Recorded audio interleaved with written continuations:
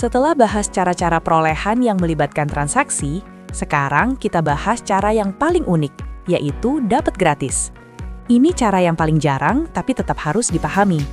Perusahaan bisa memperoleh aset tetap tanpa pengorbanan ekonomis sama sekali. Dari mana? Dari sumbangan atau donasi relasi atau pemerintah, atau dari hasil temuan. Masalahnya, kalau dapat gratis kan nggak ada harga perolehan dalam arti tradisional. Terus dicatat berapa? Solusi standar akuntansi adalah catat sebesar nilai wajar atau harga pasar yang layak.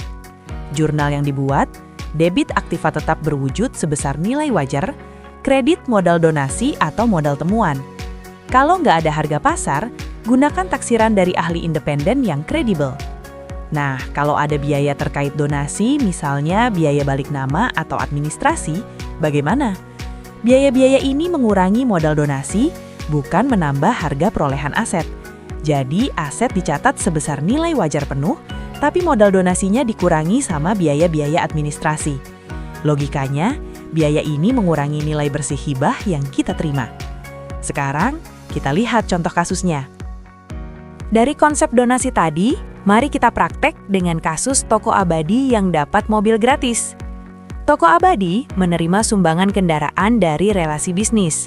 Informasinya gini, jenis asetnya adalah kendaraan atau mobil, sumbernya dari hibah atau donasi relasi bisnis.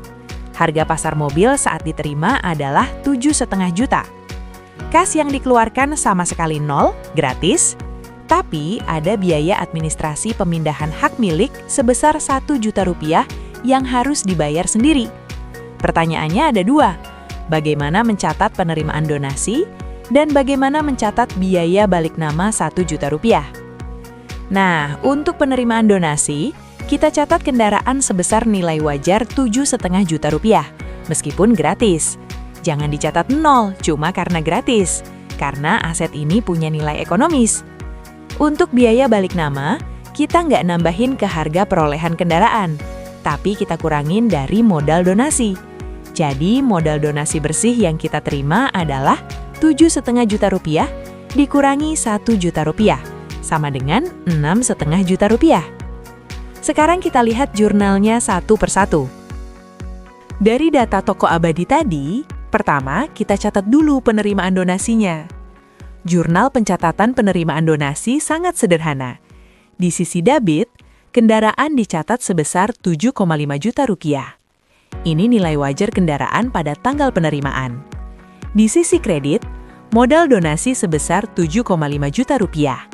Ini mengakui bahwa kita terima modal dalam bentuk aset dari pihak luar. Penjelasannya gini, kendaraan didebit 7,5 juta rupiah sesuai harga pasar pada tanggal penerimaan, bukan nol meskipun gratis. Modal donasi dikredit 7,5 juta rupiah sebagai bagian dari ekuitas. Catatan penting yang harus diingat, modal donasi bukan akun pendapatan atau laba. Ini bagian dari ekuitas, setara dengan modal pemilik. Modal donasi ini nanti akan diamortisasi selama umur kendaraan, tapi itu akan dibahas di modul penyusutan nanti. Intinya, dapat gratis tetap dicatat dengan nilai wajar, dan dicatat sebagai penambahan modal bukan laba. Sekarang kita catat biaya administrasinya. Setelah kita catat penerimaan donasi 7,5 juta tadi, sekarang kita catat pengeluaran biaya balik namanya. Jurnal pencatatan biaya administrasi juga simple. Di sisi debit, modal donasi sebesar 1 juta rupiah. Di sisi kredit, kas sebesar 1 juta rupiah. Ini mencatat pengeluaran kas untuk biaya administrasi pemindahan hak milik kendaraan sumbangan. Logikanya kenapa begini?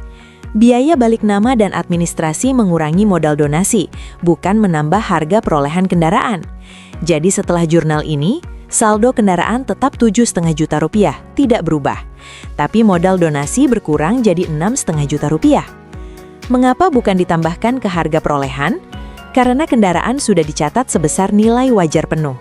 Biaya administrasi adalah pengurang nilai hibah bersih yang diterima, bukan bagian dari kos aset. Jadi konsepnya, aset tetap pada nilai wajar, tapi modal donasi bersih dikurangi biaya-biaya terkait. Saldo akhirnya, kendaraan 7,5 juta rupiah, modal donasi 6,5 juta rupiah. Sekarang kita masuk slide penutup yang merangkum semua cara perolehan. Setelah kita bahas 8 cara perolehan aktiva tetap dari slide awal sampai sekarang, mari kita rangkum semuanya. Akhirnya kita sampai di grand summary. 5 cara utama, sebenarnya 8 kalau dipecah detail, tapi satu tujuan, yaitu catat dengan benar. Pertama, pembelian tunai dicatat sebesar harga faktur plus biaya sampai siap pakai, dan potongan tunai harus dikurangkan. Kedua, pembelian angsuran dicatat sebesar harga tunai.